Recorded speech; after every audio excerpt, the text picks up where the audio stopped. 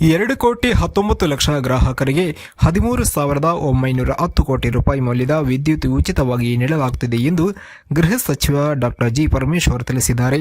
ತುಮಕೂರು ಜಿಲ್ಲೆಯ ಮಧುಗಿರಿ ಪಟ್ಟಣದಲ್ಲಿ ನಡೆದ ಪತ್ರಿಕಾಗೋಷ್ಠಿಯಲ್ಲಿ ಮಾತನಾಡಿದ ಅವರು 1.28 ಕೋಟಿ ಮಹಿಳೆಯರಿಗೆ ಗೃಹಲಕ್ಷ್ಮಿ ಯೋಜನೆಯಡಿ ಫಲಾನುಭವಿಗಳಾಗಿದ್ದು, ಈ ಯೋಜನೆಗೆ ವರ್ಷಕ್ಕೆ 33,000 ಕೋಟಿ ಹಣ ವಿನಿಯೋಗಿಸಲಾಗುತ್ತಿದೆ ಎಂದರು.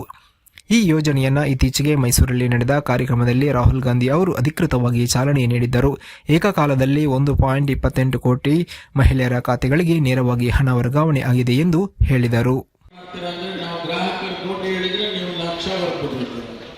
ಲಕ್ಷಕ್ಕೂ ಕೋಟಿಗೂ ನಿಮ್ಗೆ ಒಂದೊಂದ್ಸತಿ ಗೊತ್ತಾಗಲ್ಲ.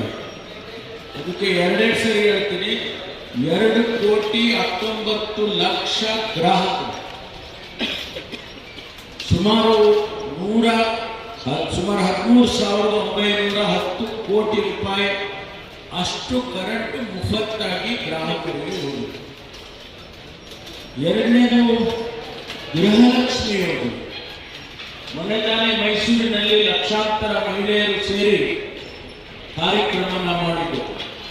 ಸನ್ಮಾನ್ಯ ರಾಹುಲ್ ಗಾಂಧಿ ಅವರು ಆ ಕಾರ್ಯಕ್ರಮವನ್ನು ಡೈರೆಕ್ಟ್ ಟ್ರಾನ್ಸ್ಫರ್, ಹಣ ಅವರಿಗೆ ಗ್ರಾಹಕರಿಗೆ ಹೋಗೋದಕ್ಕೆ ಡೈರೆಕ್ಟ್ ಒಂದು ಬಟನ್ ಒತ್ತಿದ ತಕ್ಷಣ ಕೋಟ್ಯಾಂತರ ಜನರಿಗೆ, ಹೆಣ್ಮಕ್ಳಿಗೆ ಅಕೌಂಟಿಗೆ ಹಣ ಹೋಯ್ತು.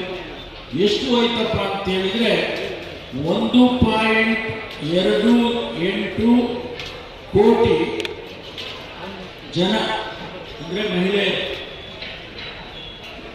1.28 ಕೋಟಿ ಯಾರು ಮಹಿಳೆಯರು.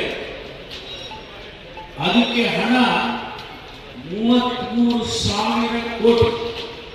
ಇಷ್ಟು 33,000 ಕೋಟಿ ವರ್ಷಕ್ಕಾಗುವಂಥದ್ದು. ಅದನ್ನ ಒಂದೇ ಕಂತಿನಲ್ಲಿ ನಾವು ಈಗಾಗಲೇ ಅದಕ್ಕೆ ಹಣವನ್ನು ಹಾಕ್ತಕ್ಕಂಥ ಕೆಲಸ ಬಟನ್ ಒತ್ತೋದ್ರ ಮೂಲಕ ಮಾಡಿದ್ದೇವೆ.